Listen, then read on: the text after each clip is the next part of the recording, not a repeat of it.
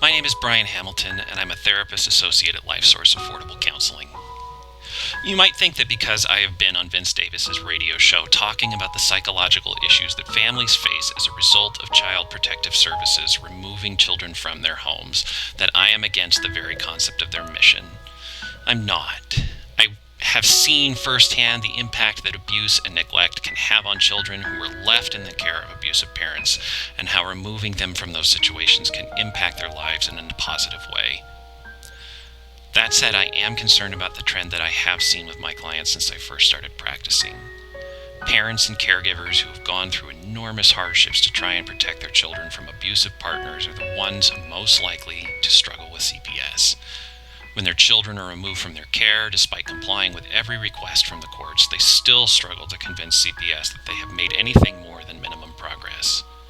What's worse, when they report their abusers, they encounter indifference, skepticism, and even retaliation from the agencies intended to protect them.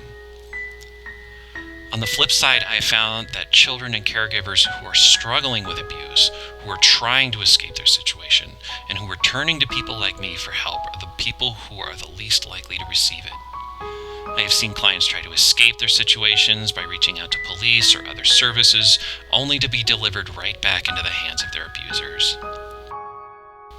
Even when I have witnessed the abuse, been subjected to the abusive caregivers' tactics, and observed the disturbing impact that such behavior has had on my clients and reported it to CPS, my reports rarely result in any sort of meaningful action. Worst of all, when clients do receive services, I have seen them experience verbal, physical, and sexual abuse within the foster care system. I'm not alone either. Many therapists I have spoken to encounter similar issues. They see CPS not taking their reports of abuse and neglect seriously. They see CPS taking statements and reports from their clients' abusers at face value. They see parents who are victims themselves struggling to maintain custody of their children due to failure to protect. Worst of all, they see their clients withdraw from therapy or have their abusers withdraw them from therapy because the therapist had to make a mandated report. I realize that these testimonies are anecdotal. However, a peer-reviewed research article in the Marquette Law Review found that the system haphazardly and needlessly removes children from their homes. The Marshall Project reports that the child welfare experts they reached out to stated that most home removals are unwarranted.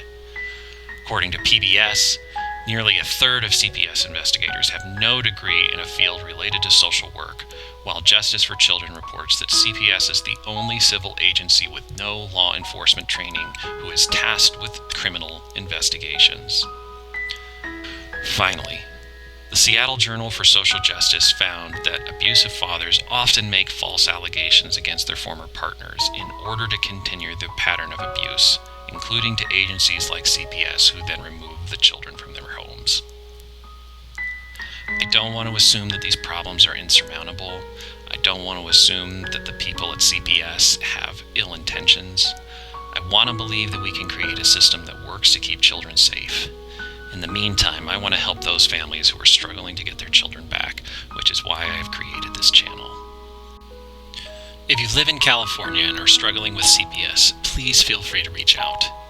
Thank you for taking the time to watch this video, and I look forward to hearing your stories.